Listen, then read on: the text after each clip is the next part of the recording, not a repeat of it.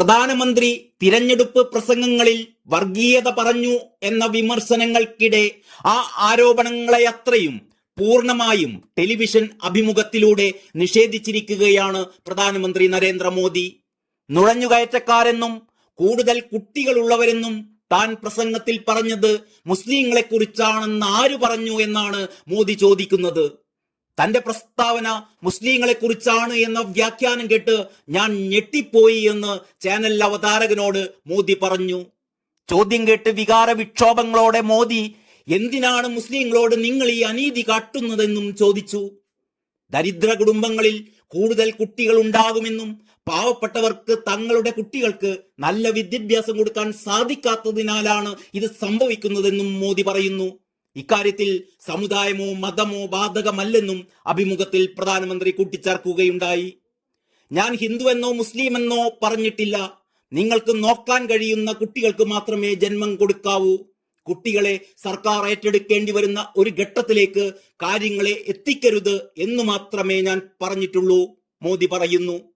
ഹിന്ദു മുസ്ലിം വേർതിരിവ് പറയുന്ന ഘട്ടത്തിൽ പൊതുജീവിതത്തിൽ തുടരാൻ എനിക്ക് യോഗ്യതയില്ലാതാവുന്നു. ഞാൻ അങ്ങനെ ചെയ്യില്ല. അതാണ് എന്റെ പ്രതിബദ്ധത എന്നും പ്രധാനമന്ത്രി കൂട്ടിച്ചേർക്കുകയുണ്ടായി. ഇതിനിടെ മോദി വാരണാസിയിൽ സമർപ്പിച്ച നാമനിർദ്ദേശ പത്രികയിലെ വിവരങ്ങൾ പുറത്തുവന്നു. പ്രധാനമന്ത്രിയുടെ ആസ്തി 3.02 കോടി രൂപയാണ്. 2.86 കോടി രൂപ SBIയിൽ സ്ഥിര നിക്ഷേപവും നാഷണൽ സേവിംഗ് സർട്ടിഫിക്കറ്റ്സിൽ നിക്ഷേപമായി 9.12 ലക്ഷം രൂപയും 52,920 രൂപ പണമായും 2.68 ലക്ഷം രൂപ വിലമതിക്കുന്ന 4 സ്വർണ്ണ മോതിരങ്ങളും കൈവശമുണ്ട്. 2018-19 സാമ്പത്തിക വർഷത്തിലെ 11.14 ലക്ഷത്തിൽ നിന്നും 2022-23 വർഷത്തിൽ പ്രധാനമന്ത്രിയുടെ വരുമാനം 23.56 ലക്ഷമായി ഉയർന്നു. ശമ്പളവും നിക്ഷേപത്തിൽ നിന്നുള്ള പലിശയുമാണ് പ്രധാന വരുമാന മാർഗമെന്നും സത്യവാങ്മൂലത്തിൽ പറയുന്നു. സ്വന്തം പേരിൽ ലോണുകളോ ക്രിമിനൽ കേസുകളോ ഇല്ല. സ്വന്തമായി സ്ഥലമോ വീടോ കാറോ ഇല്ല.